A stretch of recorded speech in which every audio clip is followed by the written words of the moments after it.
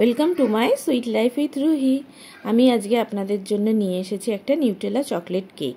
তো কেকটা চলুন বানানো শুরু করে দিই। আর এখানে আমি নিয়ে নিয়েছি 2 পাউন্ডের কেক।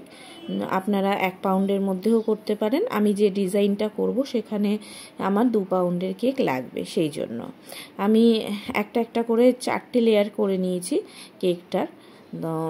দেখুন লাস্ট লেয়ারে গিয়ে অনেক সময় হয়ে যায় কি আমাদের গন্ডগোল হয়ে যায়, কম বেশি কাটা হয়ে যায়। সেখানে আপনারা ভয় পাবেন না। এইভাবে আমি বোর্ডে দিয়ে নেব এই লেয়ারটাকে।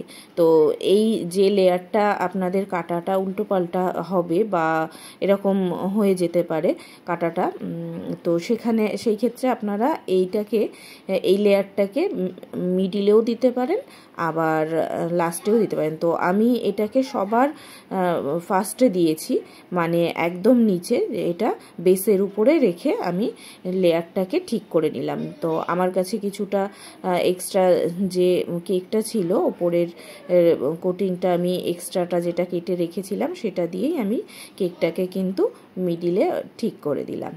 এরপরে আমি দিয়ে দিয়েছি হুইপ ক্রিম। এবারে হুইপ ক্রিম দিয়ে আমার ক্রাম্প কোট করাটা খুবই জরুরি সব কেকের ক্ষেত্রে। তো আমি এখানে প্রথমে হুইপ ক্রিমটা দিয়ে দিয়েছি, আর এখানে আমি নিয়ে নিয়েছি নিউটেলা। তো নিউটেলাটা আমি একটু লিকুইড করে নিলে ভালো হতো, মানে মাইক্রোওভেনে দিয়ে একটু ওটাকে গলিয়ে নেওয়া যেত। তো আমি সেটা না করে আমি ডাইরেক্ট দিয়ে দিয়েছি। আপনারা চাইলে মাইক্রোওভেনে 5 থেকে 10 সেকেন্ড ঘুরিয়ে নিতে পারেন। এইভাবে আমি প্রত্যেকটা লেয়ার করে নেব। আর সব ক্ষেত্রে সোকিং কিন্তু জরুরি, আমি আগেও বলেছি কেকটা আমার ভালো করে সোক করে নিতে হবে। এরপরে আমি মিডিলে হুইপ ক্রিম দিয়ে দিয়ে মিডিলগুলোকে আমি ভরে নেব, ফিল করে নেব। এরপরে আমি আবার সেম প্রসেসে 4টে লেয়ারই আমি লেয়ারিং করে নেব। আমি আবার ক্রিম, হুইপ ক্রিম আর নাটেলা দিয়ে পরের লেয়ারটাকে আবার লেয়ারিং করে নেব। আর আপনারা চাইলে কিন্তু এখানে চকো চিপস বা আপনারা চকলেট পিস পিস করে চকলেট কেটেও দিতে পারেন, তো সেটাতেও কিন্তু কেকের টেস্টটা কিন্তু বাড়বে। তো এইভাবে প্রত্যেকটা লেয়ারই আমি করে নেব। আর লেয়ার করা হয়ে গেলে, ক্রাম্প কোট করা হয়ে গেলে আমি কেকটাকে 1 ঘন্টার জন্য ফ্রিজে রেখে দেবো। আর ডিপ ফ্রিজে রাখবেন না, এটাকে ফ্রিজে রাখলেই হয়ে যাবে। আর ক্রাম্প কোটটা ভালো করে করাটা জরুরি, কারণ কেকের যে ক্রাম্প সেটা উঠে যখন আমরা যে কেক ডেকোরেশন করব সেটাতে যেন না আসে, সেই জন্যই ক্রাম্প কোটটা করা জরুরি। তো এটা আমার ফাইনাল লেয়ার। এখানে আমি একদম যতটা কম পেরেছি ক্রিমটা ইউজ করেছি, কারণ সবাই এখন লেস ক্রিমই খেতে চায়। এখন কিন্তু সবাই ক্রিমটা লেসই রাখতে চায়, কারণ সবাই বেশি ক্রিম কেউই খেতে চায় না।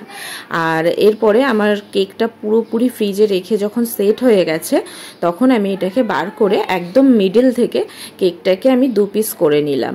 নিয়ে এরপরে আমি কেকটাকে ঠিক যে সেমি সার্কেল কেটেছিলাম সে দুটোকে দুপাশে রেখে কেক বোর্ডে বসিয়ে নিলাম, কেক বোর্ড বা কেক বেসের উপরে বসিয়ে নিলাম। এরপরে আমি কি করব, যেহেতু দুভাগ করেছি আমার ক্রাম্পগুলো বেরিয়ে গেছিল, সেই জন্য আমি আবার একটু ক্রিম দিয়ে ক্রাম্পগুলোকে আবার ঢেকে দেব। এইবারে আমি কেকটাকে ডেকোরেট করব। তো আমি এখানে নিয়ে নিয়েছি পিঙ্ক কালারের হুইপিং ক্রিম। আপনারা চাইলে আপনাদের মন পছন্দ কালারের নিতে পারেন। আর এখানে বাটারফ্লাই ডিজাইনের কেক হবে, কিন্তু একদম বিগিনারদের জন্য। আমি আর কিছু কাটাকাটি করিনি, আর আমার হাতে সময়ও ছিল না বেশি, তো সেই জন্য আমি যতটা পেরেছি সিম্পল রেখেছি। তো আপনারা চাইলে কেকটা যে সেমি সার্কেল আছে সেই তার মিডিল থেকে 2 সাইড থেকে ভি শেপের করে কেটে দিতে পারেন। তো সেখানেও বাটারফ্লাইটা কিন্তু আরও সুন্দর লাগবে দেখতে। আমি পুরো কেকটাই একটা কালারে করছি, আপনারা চাইলে মাল্টি কালারেরও করতে পারেন, কারণ বাটারফ্লাই মাল্টি কালারের দেখতেও খুবই ভালো লাগে। আমি আগেই বললাম আমার কাছে খুব একটা বেশি সময় ছিল না, সেই জন্য আমাকে একদম যতটা পারা যায় সিম্পল, ততটাই আমি সিম্পল রেখেছি কেকটাকে।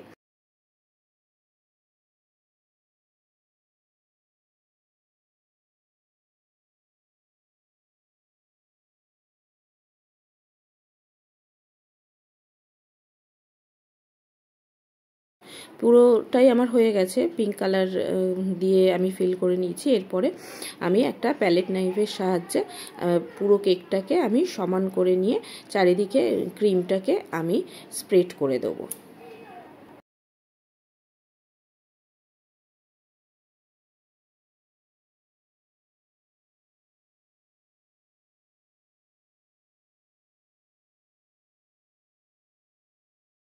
এরপর আমি একটা কার্ডের সাহায্যে আরও পুরো সাইডগুলোকেও আমি একদম সমান করে স্প্রেড করে নেব ক্রিমটা।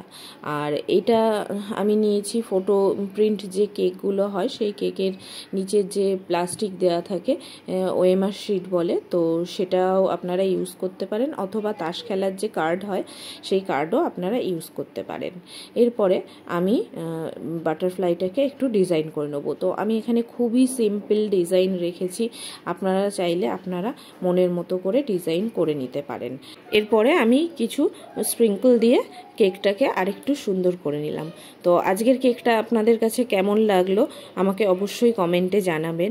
আর আমার ভিডিওগুলো ভালো লাগলে আমার ভিডিওটাকে একটা লাইক করে দেবেন, আমার চ্যানেলে নতুন হলে চ্যানেলটাকে সাবস্ক্রাইব করে দেবেন। Thank you.